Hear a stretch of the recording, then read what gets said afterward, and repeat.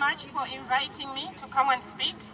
I'm from Coventry Asylum and Refugee Action Group, CALAG.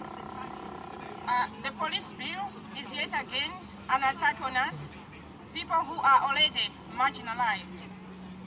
It is another top layer on top of the border powers which we already face and which is already destroying our lives. We already live in fear and anxiety because of that. The bill will just make it worse. We are a largely silenced group of people. If this bill is allowed to become law, it will silence us further. The only weapon that we have in our hands is the protest. So what is a protest? It is coming out onto the street to show people, to show everyone who we are, the people who do not agree with something that is being proposed, and it is the space, the protest space, where we explain why we do not agree with what is being proposed, and what is wrong with it, and what we think should be put in place. Protest is our only language, as I have said. When we protest, we mix with other people. We are able to speak clearly, feeling safe, because we have our supporters with us, feeling the solidarity of others, just like we are doing today.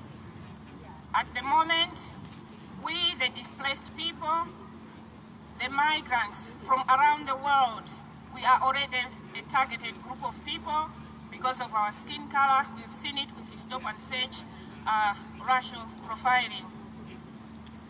We hear some people say that the protest should be banned because of the pandemic.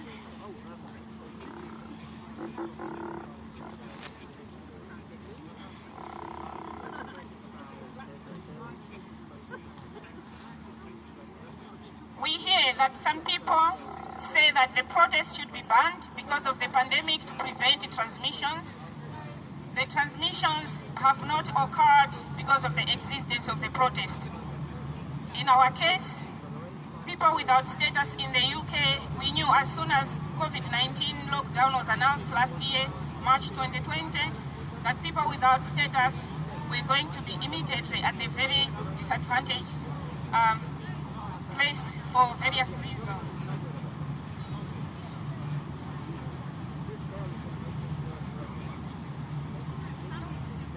Including having barely enough money to eat or to afford food or to keep ourselves healthy, living in overcrowded accommodation, and therefore not being able to self-isolate if we get sick or protect ourselves from someone else when they get sick. Not being able to access the doctor or the hospital in case we get reported because of our status and then detained and deported. We are living in appalling accommodation, appalling conditions ourselves. This is why the transmission is occurring disproportionately among our communities, and now our self-isolation is even less possible as people are being pushed back into homelessness and into crammed up and unhygienic conditions such as the barbaric barracks and in detention centers and prisons. People who have already lost everything. This is what we want to protest against. This is why we are calling for status now for all, and we need to protest so we can get the message across why we are calling for status now. How can that happen without the right to protest? When has any struggle to right a law to end an injustice ever won without a protest? Never. I can't remember of any.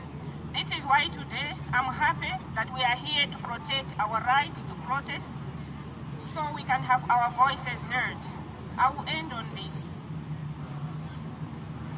I agree with the Black Lives Matter movement, which are calling for the defunding of the police, not the expansion of it.